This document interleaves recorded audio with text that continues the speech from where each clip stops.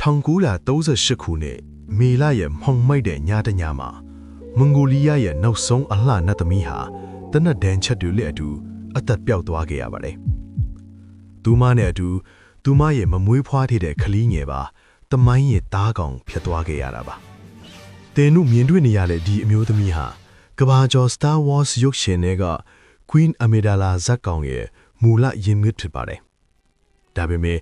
ဒီဇက်ကောင်နောက်ွယ်မှာအမှန်တကယ်ရှိခဲ့တဲ့အလွန်လှပသလိုအလွန်ကြေခွဲစရာကောင်းတဲ့တမိုင်းတစ်ခုကိုတည်ဆောင်ထားတဲ့အမျိုးသမီးတူရှိနေလဲဆိုတာသင်သိပါသလားကဘာကျော် Star Wars ရုပ်ရှင် series တွေကဝစ်စုံဒီဇိုင်းနဲ့ထူးခြားတဲ့စပင်ပုံစံတွေဟာယခုတင်ဆက်မဲ့မိဖုရားကြီးဂျန်နီပီရဲ့ဓာတ်ပုံကပုံကိုအခြေခံပြီးဖန်တီးထားတာဖြစ်ပါတယ်။ဒါကြောင့်မိဖုရားကြီးဂျန်နီပီရဲ့ဘဝဟာနိုင်ငံရေးအလှည့်ပြောင်းများကြားမှာမလွဲမရှောင်မြေစာပင်ဖြစ်ခဲ့ရတဲ့တမိုင်းဝင်အမျိုးသမီးတူရဲ့ဝမ်းနည်းဝယ်ပုံရိပ်အဖြစ်ယနေ့တိုင်တမိုင်းထဲမှာကြံရစ်နေစေဖြစ်ပါတယ်။တမိုင်းဆိုတာအောင်နိုင်သူတွေရေးခဲ့တာဖြစ်ပေမဲ့တခါတည်းမှာရှုံးနှိမ်သွားသူတွေရဲ့အလှတရားကပိုပြီးထင်ရှားရတတ်ပါတယ်။ဒီဖြစ်ရမှန်တမိုင်းရဲ့အစော့ကတော့1923ခုနှစ်နှစ်ဦးပိုင်းမှာမွန်ဂိုလီးယားဘုရင်ဘုတ်ခန်ရဲ့ချစ်လာစွာသောပထမမိဖုရားကွယ်လွန်တာကြောင့်ဘုရင်ကြီးဟာအလွန်ဝမ်းနည်းပူဆွေးနေခဲ့တယ်လို့အဲ့ဒီချိန်မှာဘုရင်ကြီးဟာအသက်ကြီးရင့်နေပြီဖြစ်ပြီးမျက်စိလည်းမမြင်ရတော့ပါဘူး။ဒါပေမဲ့နန်းတွင်းဒလီယာဘုရင်မှာမိဖုရားတစ်ပါးရှိနေရမှာဖြစ်တဲ့အတွက်မိဖုရားတစ်တစ်ပါးရှာဖို့အမိန့်ပေးခဲ့ပါတယ်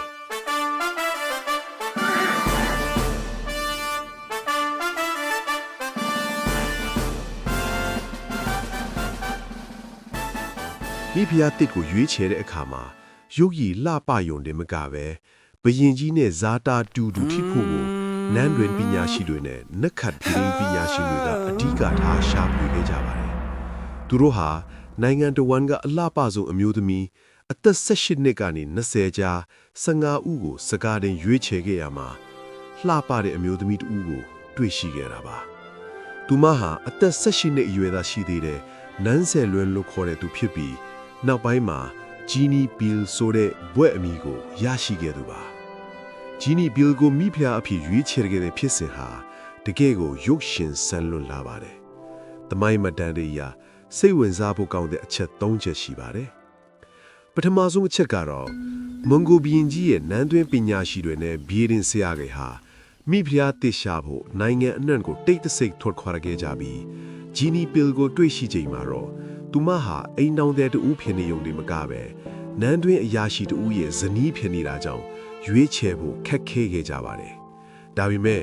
သူမရဲ့ဇာတာဟာဘယင်ကြီးနဲ့အကိုက်ညီဆုံးဖြစ်နေတဲ့အချိန်မှာတော့သူတို့ကပြောပါတယ်။မင်းဟာဘယင်ကြီးရဲ့မိဖုရားခေါင်ကြီးဖြစ်ရမယ်တဲ့။အိမ်တော်ရှိပြီးသားဂျီနီပြူဟာမျက်ရည်တွေနဲ့ညင်းဆန်ခဲ့ပေမဲ့နိုင်ငံတော်ရဲ့အမိန့်ကိုဘယ်သူမှမလွန်ဆန်နိုင်ခဲ့ပါဘူး။သူမဟာသူမရဲ့ချစ်လှစွာသောခင်ပွန်းကိုခွဲခွာပြီးရွှေနိုင်တော်ကြီးတဲ့ကိုမျက်ရည်တွေနဲ့စတင်ဝင်ရောက်ခဲ့ရပါတယ်။ဒုတိယအနေနဲ့ဂျီနီပီလီရဲ့မိသားစုနဲ့သူမရဲ့ခင်ပွန်းဖီတူဟာဒီရွေးချယ်မှုကိုလုံးဝသဘောမတူခဲ့ကြပါဘူး။ဒါပေမဲ့အဲ့ဒီခေတ်ကဘုရင်စနစ်ဟာအမိဆုံးဖြစ်တာကြောင့်နိုင်ငံတော်အဆင့်အမိန့်ထုတ်ပြီးသူမကိုအိမ်ကနေအတင်းအကျပ်ခေါ်ဆောင်သွားခဲ့တာဖြစ်ပါတယ်။သူမဟာနန်းတော်မှာတောက်လျှောက်ငိုကြွေးနေခဲ့တယ်လို့ဆိုပါတယ်။တတိယအနေနဲ့ဂျီနီပီနန်းတော်ထဲရောက်လာတဲ့အခါဘယင်ဘော့ခန်ဟာအသက်ကြီးရင့်နေပြီဖြစ်တယ်လို့မျက်စိလည်းမမြင်ရတော့ပါဘူး။ဘယင်ကြီးဟာဂျီနီပြူရဲ့ဝမ်းနည်းပူဆွေးမှုကိုသိရှိတဲ့အခါသူမကိုအလွန်သနာသွားပါတယ်။ဘယင်ကြီးကသူမကိုနန်းတွဲအဆောင်အယောင်တွေနဲ့အေးချမ်းချမ်းနေထိုင်ပါ။ငါကွယ်လွန်သွားတဲ့အခါမင်းကိုမင်းရဲ့မိသားစုစီပြန်ခွင့်ပေးမယ်လို့ထူးခြားတဲ့ကတိစကားပေးခဲ့ပါတယ်။ဂျီနီပြူဟာနန်းတော်ထဲမှာမိဖုရားတစ်ပါးလို့စံစားရတာထဲနေမကောင်းချစ်နေတဲ့ဘယင်ကြီးကိုပြုစုစောင့်ရှောက်ပေးတဲ့တူနာပြုဒီယော်လိုပဲနေထိုင်ခဲ့ရတာပါ။သူမဝတ်စင်လိရှိတဲ့ရှီဗီလို့ခေါ်တဲ့ခေါင်းဆောင်တဲ့ဦးဂျိုစပင်ပုံစံဟာမွန်ဂိုလီးယားအမျိုးသမီးတွေရဲ့အမြင့်ဆုံးဂုဏ်သိက္ခာကိုဖော်ပြတာလို့သိရပါတယ်။သူမရဲ့နန်းသက်ဟာ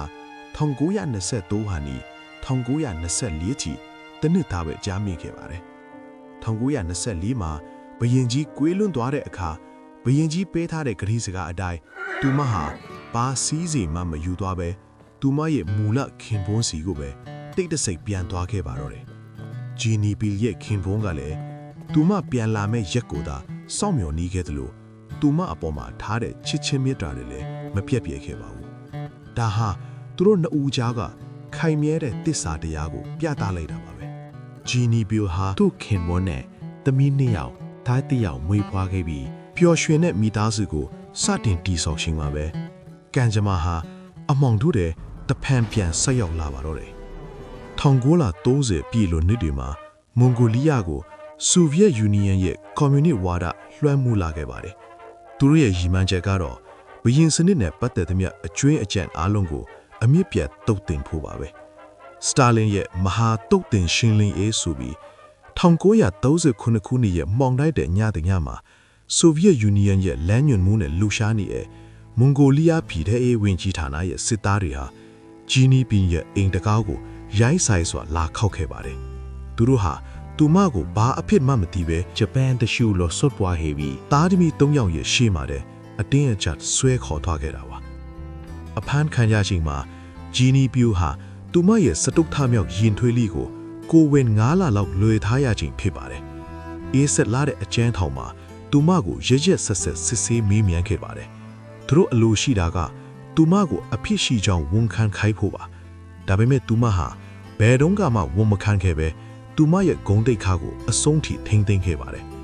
1938ခုနှစ်မေလမှာတော့သူမကိုကွက်မြတ်ဖို့အမိန့်ချလာပါတယ်ကွက်မြတ်မဲ့နေရာကိုတွားခင်မှာသူမဟာထူးခြားတဲ့တောင်းဆိုချက်တစ်ခုလုပ်ခဲ့ပါတယ်အဲ့ဒါကတော့ငါရဲ့မဖြီအားဝတ်စုံကိုနောက်ဆုံးအကျင့်ဝတ်ဆင်ခွင့်ပြုပါဆိုတာပါပဲသူမဟာတေဘဲကိုရင်ဆိုင်ရတော့မှဖြစ်ပေမဲ့ကြောက်ရွံ့တုန်လို့မနေပဲမွန်ဂိုလီးယားရဲ့နောက်ဆုံးမဖြီအားတစ်ပါးအနည်းနဲ့ကြော့မော့နဲ့ကဘာကြီးကိုနှုတ်ဆက်ချင်ခဲ့တာပါဒါဟာသူမရဲ့ရဲရင်မှုကိုပြသလိုက်တဲ့အမှတ်သားတစ်ခုပါပဲကွမျက်မဲ့နေရဟာမြို့ပြင်ကတောတောင်ထူထပ်တဲ့လွင်ပြင်တစ်ခုမှဖြစ်ပါတယ်သူမကိုမျက်နှာဖုံးဆွတ်ပြီးဒူးတော့ခိုင်းထားတဲ့အချိန်မှာတော့